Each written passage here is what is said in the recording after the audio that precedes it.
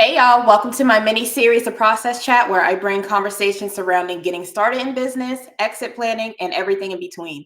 I'm Adriana, your operations guide to helping you build processes so you can focus on progress. Today's episode, and it's the last episode of the season, is about how to set up your new hire for success before they actually get started. So before I begin with this episode, I just want to let it be known that no matter how much you set up in the beginning, it's pretty much just an organized not wish list, but it's things that you want to come true, pretty much. Like it's not fully real until it's actually been executed and tested out. So this information is more so for you to build out the foundation. So that way, if something does not work out or something seems to be missing, you know what areas you need to improve more quickly. So this is what this is for. This is just the foundational piece, and this is the last episode of the season. So I'm going to try and keep this short and sweet and to the point. So first things first, with that in mind, you want to make sure you are setting up the expectations early for your hire. So you need to make sure the role that you're hiring them for actually makes sense. Make sure you have what you deem to be successful in the role for them. You want to make sure that they have the support they need to actually do the role well. And this starts off as pretty much you are building a foundation for this. So whenever you're hiring someone for a role, usually it's something that's either you're doing that's repeated and you're hiring someone else to replace you, especially if you're a business owner, or if it's something that's kind of been going, or like maybe you're not sure of how things go. This is where you need to have an idea of what you see the vision is, what the goal is for this, and seeing if it's actually realistic. That's a big thing. Excuse me, my voice is just like cracking. My goodness. You want to make sure it's actually realistic whenever you're doing things. So first thing, set up expectations. And then, of course, I always got to add into this level, whenever you're building up expectations, make sure you're building out the company culture as well. So this falls under, I call it the boundary setting, but it's just making sure like the policies and stuff that you have set actually makes sense. It can be carried forward. So main thing here, set up expectation early. Make sure you have clarity around the role, because a lot of times we'll make stuff using the AI, throw it in there. Hopefully I need this in my business or for the role, spit something out and just throw that up there without actually checking to make sure it aligns. So you want to make sure you have clarity around the role. And if you need help making that, of course, like use AI or something for that, but like don't have AI or take templates for a role that you're not even sure that you actually need. So you want to make sure you have clarity. So the first part that is clarity. You want to make sure you have success metrics. What does success look like in your role? Is this something that you guys have already been doing? You're just hiring someone else to take over? Or is this a role that you're not really familiar with, but you have an idea of where you want it to go? So you want to make sure you understand that. And of course, the support. So you want to make sure they have the SOPs if it's something that has already been worked on inside the business, or if it's something that you're not really familiar with, you want to make sure they have the support. So that may look like doing more meetings or meetups or like more touch points of certain things. You want to make sure you have all that stuff set. Hey, y'all. Okay. I'm going to keep talking because I get super distracted looking at comments. I'm going to swing back. But anyway, so you want to make sure you set the expectations early. So again, set the expectations early, but also know that it is not real until things have been executed. But when you do set it up in advance, it's easier for you to make improvement because you already know, okay, maybe the job thing wasn't clear, maybe this and that. You're able to pivot and make adjustments a lot quicker instead of sitting there letting things build for years, and you know how that story goes.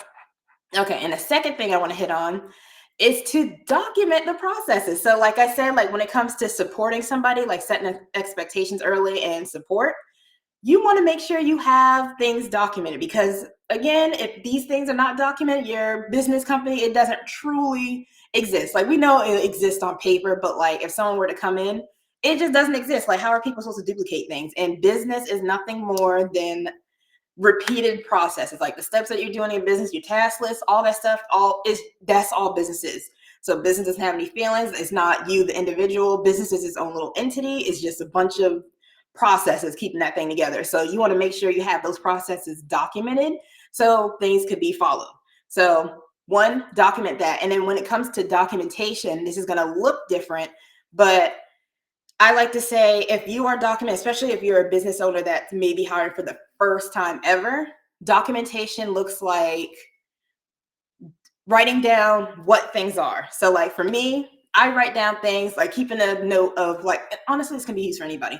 So like documenting looks like just documenting what. So like this can look like checklist, to-do list. Some people just use video. I'm not a fan of video, but like some people like recording themselves, keeping folders of that. So that way they can just pull that information when the time comes. Whatever that looks like to you, you're documenting the what. So whenever I bring up documenting, there's that. Now, when you're documenting for other people, this is where standard operating procedures, SOPs and stuff come in. And when you're doing standard operating procedures, you're documenting not only what to do, but you're also documenting how to do it because you need to show this falls under certain expectations and making sure these people have support. You need to make sure you're showing people how to do certain things. And you can only show people how to do certain things if you actually have the processes that you've already been doing. So like this backtracks to if you've actually been doing the processes, like the steps or the tasks and everything, and you're delegating it out, or if it's something that you haven't done yet or you've never done, it hasn't been done in your company yet, you won't have standard operating procedures for that. You'll just have success, like what you see as success in the role.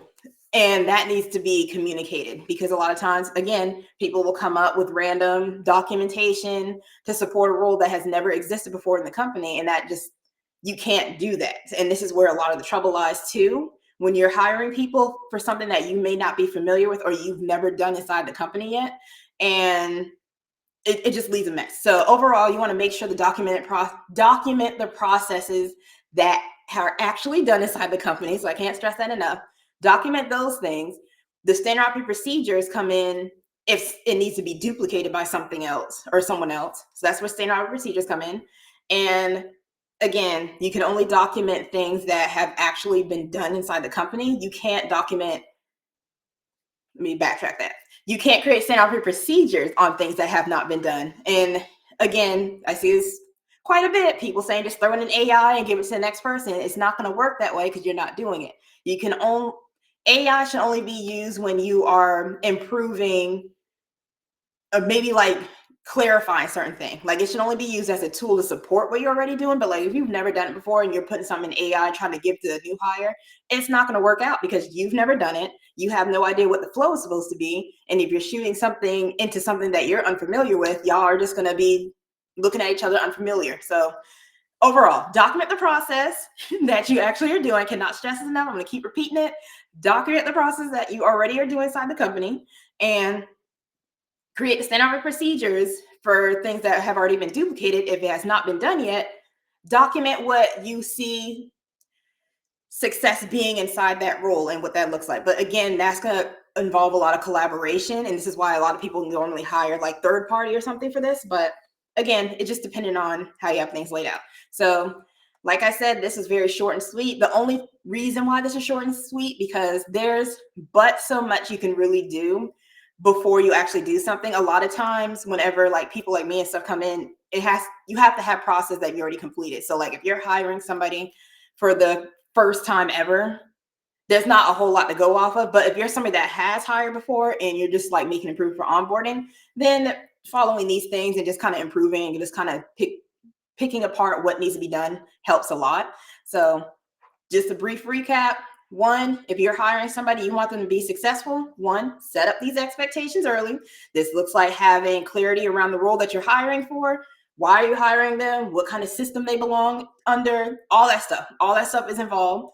So you want to make sure you have clarity around that. You want to make sure you have success metrics for them. And success metrics are nothing more than how you measure their success in the role. So like, if it's sales, are they hitting a certain target each month? If it's for marketing, are you getting the visibility that you need? If it's something like an operation, I would say operational support is like, you're looking at clarity and ease. Are processes being made, like, are you clear on your next steps? Are things easier to maneuver in business?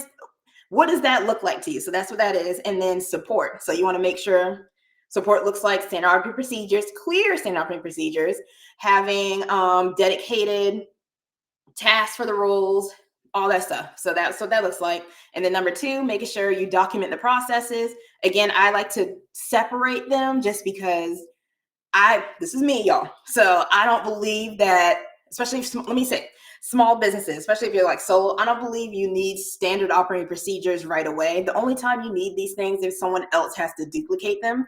So other than that, documenting, which looks like you're documenting what is being done inside the company, as long as you have that, I feel like that's good enough. And if you need to make it into standard operating procedures down the line, then yes, do that. But for starting out and stuff, you don't need them. Just document what that is. And then, of course, if someone's duplicating, in this case, we're talking about hiring. So yes, someone's duplicating it. You got to show them how to do it. So this is where like the full video, notes, all that stuff come into play. So we have that. And yeah, I think that's all I actually had to cover today. So hopefully that helps. If you are hiring for the first time, I hope this helps you guys. I also do keep products around hiring, especially delegation journal in my digital shop for $10. Feel free to grab that.